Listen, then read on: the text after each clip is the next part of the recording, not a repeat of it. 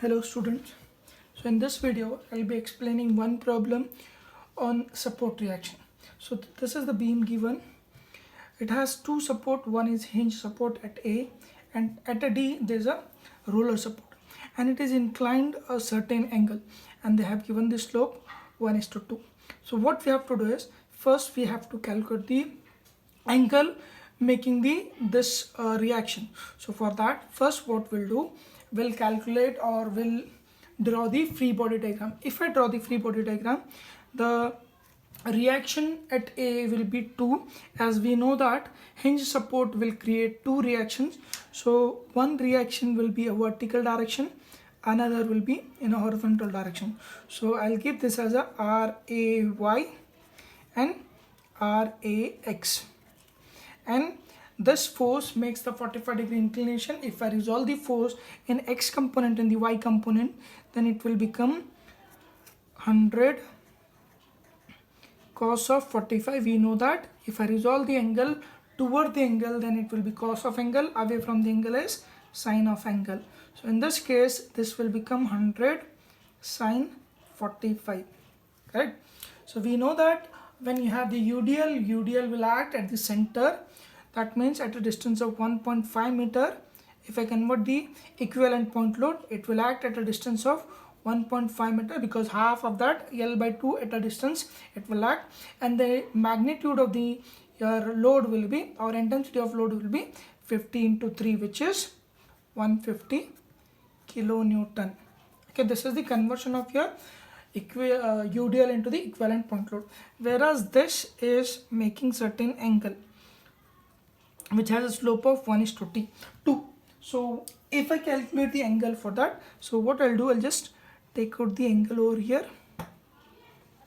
So this will be the angle created by the reaction RD. Okay, I'll write the reaction RD.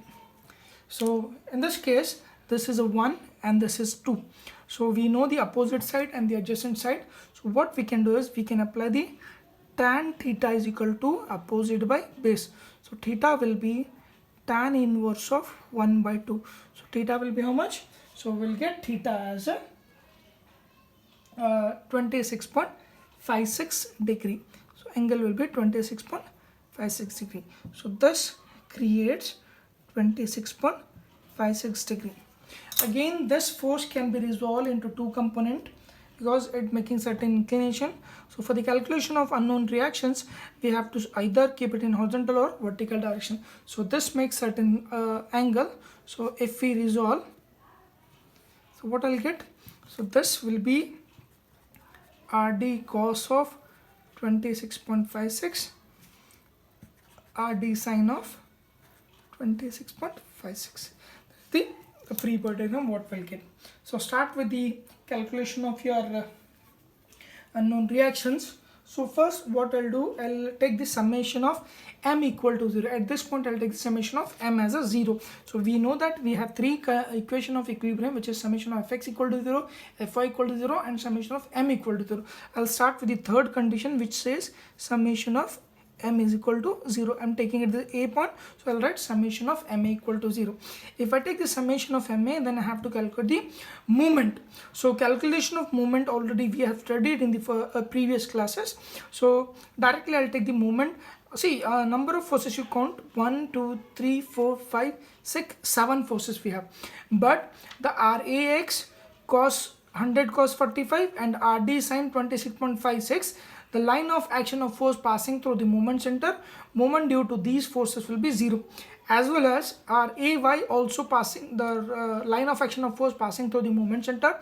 So this force also 0. So remaining with the 100 sine 45, 150 kilonewton and the RD cos 26.56, will have the forces which can create a moment, which can produce the moment. So for that, what we can do is first we'll take the moment of 100 sine 45. We know that the 100 sine 45 moving downward, so it create a clockwise movement. So it will be 100 sine 45 is a force, and the perpendicular distance is 1 meter. So I'll write 1.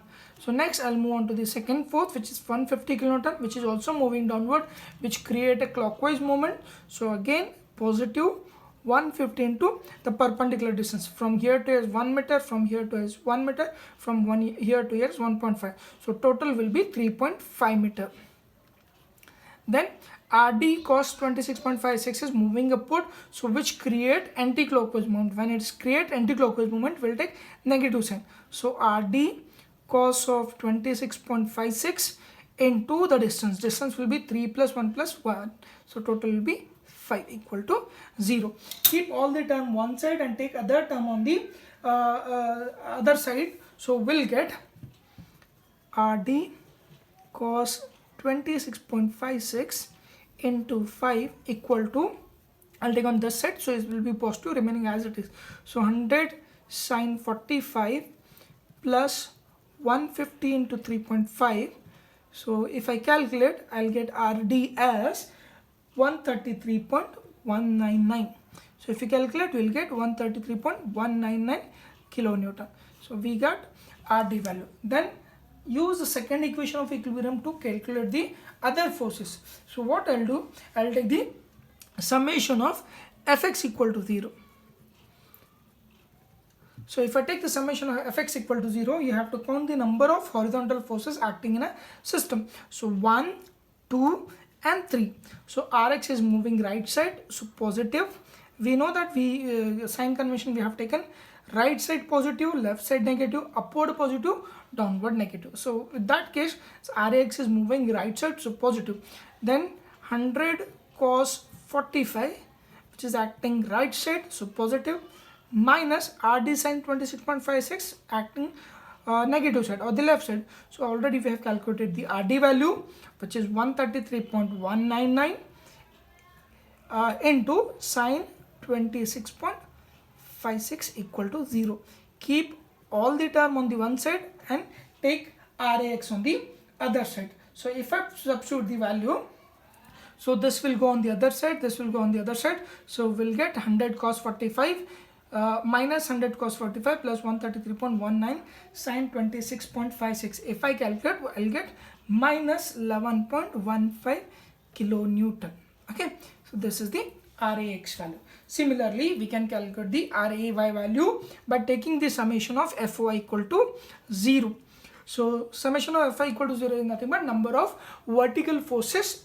So in this case, 1, 2, 3 and 4. So start with the RAY, which is moving upward. So I'll take positive RAY minus 100 sin 45 minus 150 plus RD is moving upward. So 133.199 into cos of 26.56 equal to 0. So similarly, if I calculate or if I keep RA one side, RAY one side, all other term on the other side, so I'll get RAY equal to 101.63 kilonewton. Like this, we can calculate the RAY and RAX. Then RA can be calculated by using the R reaction formula under root RAX square plus RAY square. If I calculate RAX and RAY, so the R value what I'll get is under root 11.15 square plus 101.63 square. So I'll get RA as 101.63 kilonewton. These are the value what we'll get.